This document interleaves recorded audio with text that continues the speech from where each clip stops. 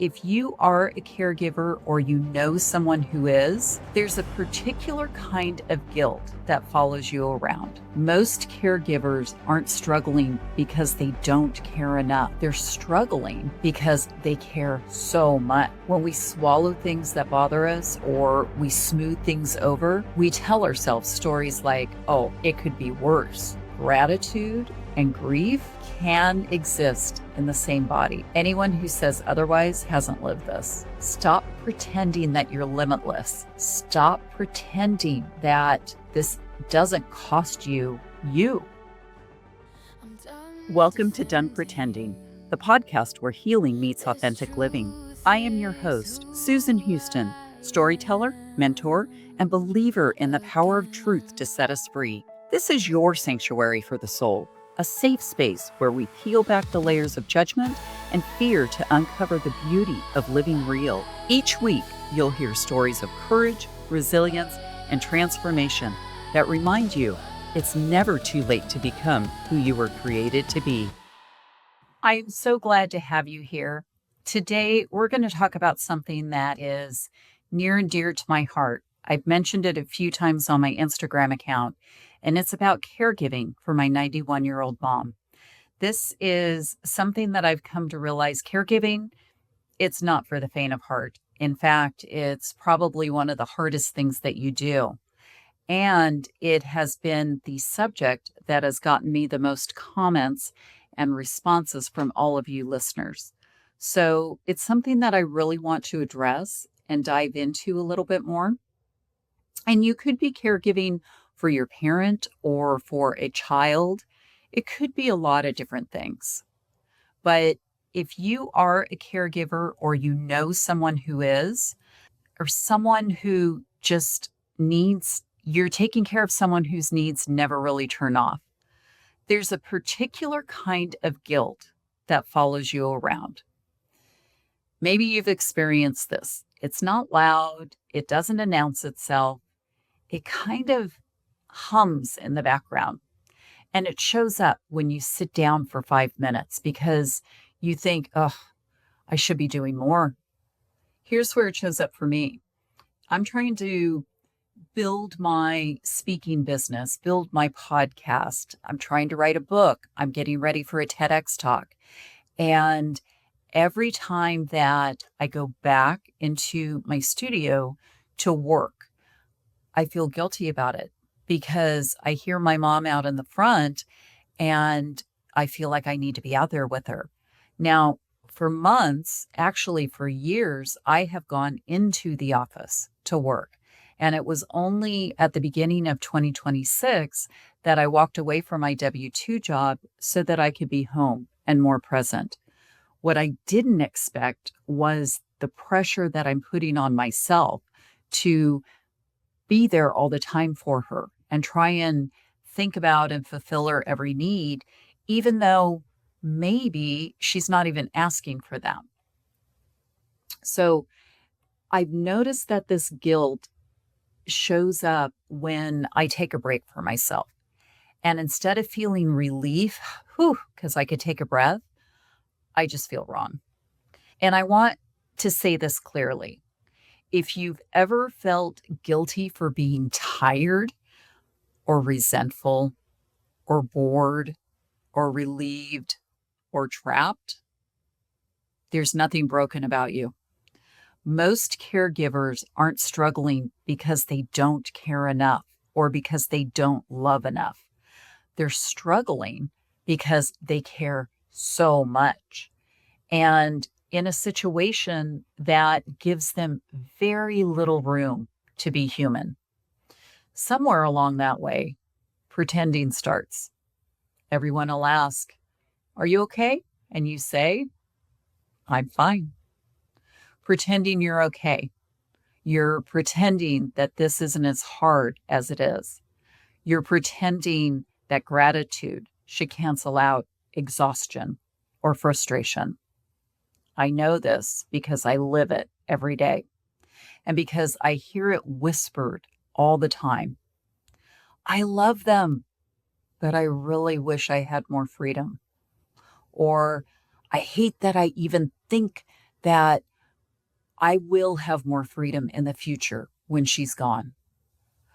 Or I've also thought, I don't know who I am anymore outside of this role. Well, before we go any further, we're going to pause. We're going to take a little break.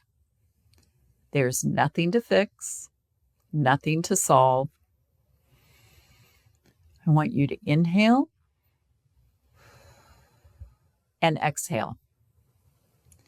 If it feels safe, take one slow breath with me.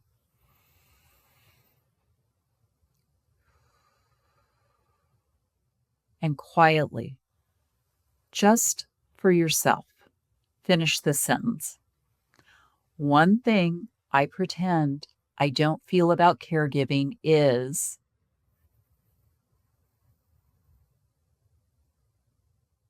I'd be curious as to what came up for you. And if you want to share, respond, leave me a comment. Whatever that is that came up, it's not failure. It's just information. And today, we're going to start listening to that information. And we're going to start talking about how to be stronger and that it's okay to have this information that comes up. If this episode hits something for you, don't keep it to yourself. Follow me and follow the show so you don't miss what's next. Leave a comment, because I actually do read them, and share this with someone who needs to hear it, even if they don't know it yet. This is not to make you a better caregiver. You're doing amazing in what you're doing, but it's to help you stop disappearing inside the role of a caregiver. Let's name what this guilt actually looks like, because that vague guilt that keeps you stuck, naming it gives you grounding. There's resentment guilt, feeling angry or trapped or irritated, and then immediately shaming yourself for it.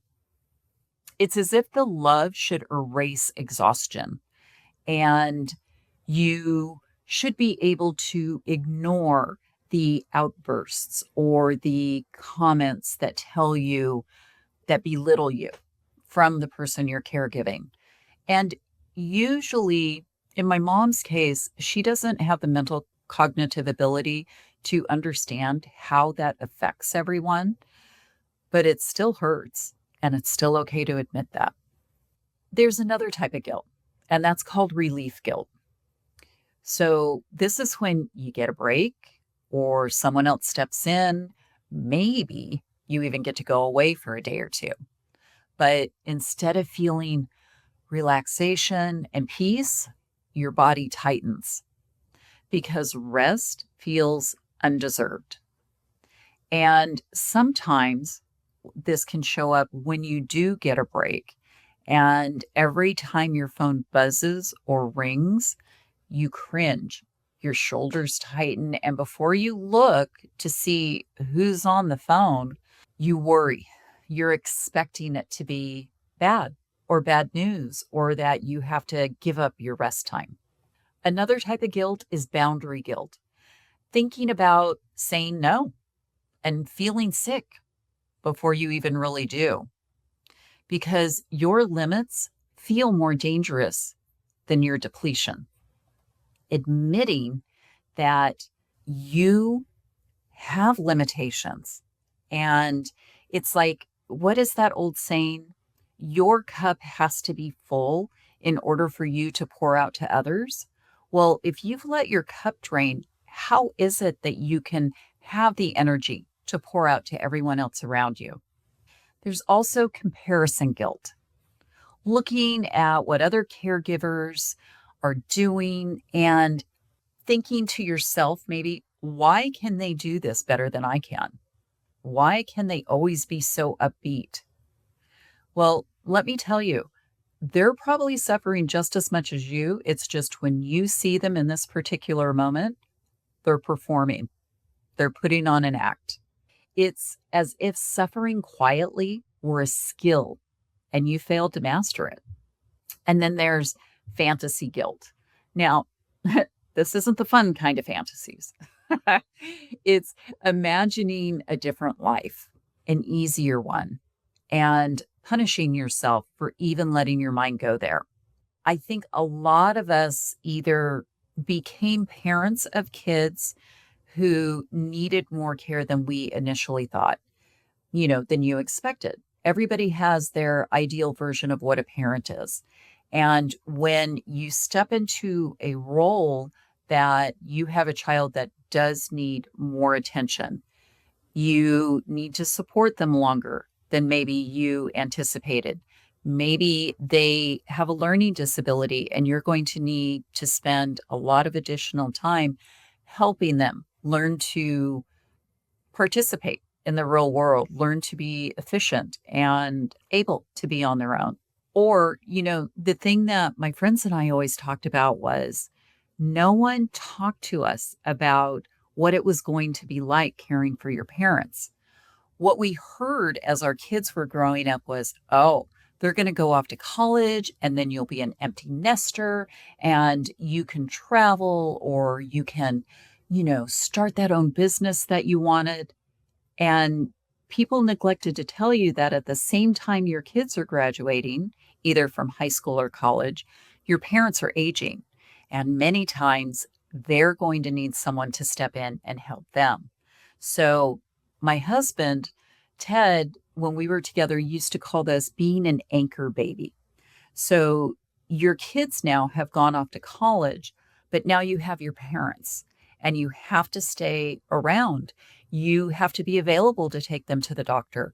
You have to be available to sort out their medications for them or to cook meals for them. So a lot of times imagining that different life is almost impossible for you to imagine. And that's where a lot of the resentment comes in. But here's the truth. If guilt were proof that you were doing something wrong, then most devoted caregivers would feel it the least because devoted caregivers give it their all. They actually feel this guilt the most. So let's pause again. I want you to inhale and exhale and just notice what kind of guilt runs your day right now. Are you feeling resentment? Are you feeling that fantasy guilt or comparison guilt or boundary guilt because you haven't set the right boundaries? Or maybe you haven't asked for the help that you really need. You don't need to work on it. You don't need to change it. Right now, I just want you to notice it. When guilt goes unnamed, we just manage it instead of listening to it. And it just compounds itself. When we swallow things that bother us or we smooth things over, we tell ourselves stories like, oh, it could be worse.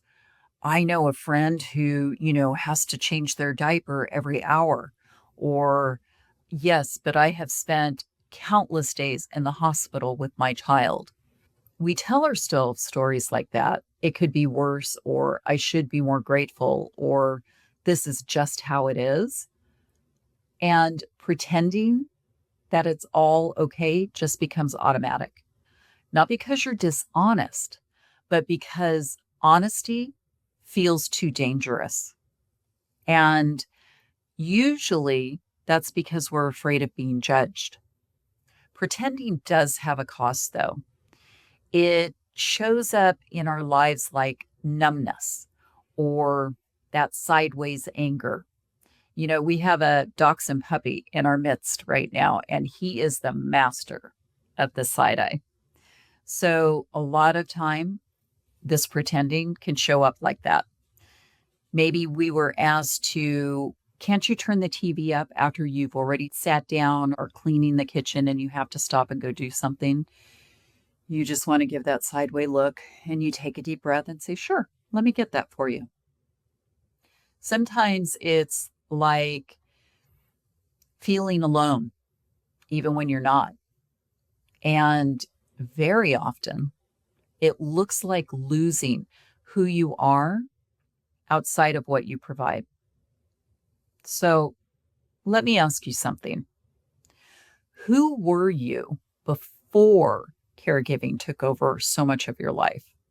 And maybe even more honestly, what part of you hasn't been allowed to exist because it felt selfish or inconvenient or truly just unrealistic at this point in your life? This is where I usually hear people say, but I don't have a choice. And that may be true. But not having a choice about the situation does not mean that you have to erase yourself inside of it. Gratitude and grief can exist in the same body. Anyone who says otherwise hasn't lived this. So, this is what I started this podcast all about. Not fixing, not reframing, not becoming more patient, although I'm finding that all of those are wonderful side products. But we hold our space here where resentment is allowed because it's real, where exhaustion doesn't need justification, and where honesty isn't corrected. This isn't about becoming a better caregiver. It's about becoming a more honest human inside an impossible role. So I want you to pause one last time, breathe, and then ask yourself gently, where am I pretending I'm okay when I'm not? Where do you pretend and say, I'm fine, even though you're really not? That's it. That's enough right now. And that's the practice that we need to do every single day. Remember the guilt we started with? It was the kind that tells you you're never doing enough or never resting at the right time or never even getting it quite right. There's always a critique. Maybe it's by the person you're caregiving for, but many times it's just in our head. Those guilt are not asking you to try harder. It's asking you to stop pretending. Stop pretending that you're limitless.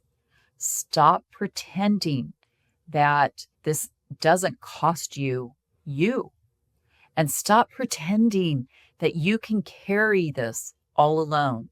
You can love very deeply and still want some relief. You can show up and yet still feel resentment. You can be devoted and exhausted all at the same time. None of that makes you a bad caregiver. It makes you human. And if all you take from this podcast today, I want you to remember this. You do not need to disappear in order to care. You're allowed to be honest. You're allowed to take up space, and you're allowed to be done pretending. Thank you for joining me on Done Pretending, where healing meets authentic living. If today's conversation moved you, share this episode with someone who needs to hear it. And if you haven't yet, be sure to follow the show and leave a review. Your words help this message reach more hearts around the world. Remember, you are seen, you are loved, and your story has the power to set others free.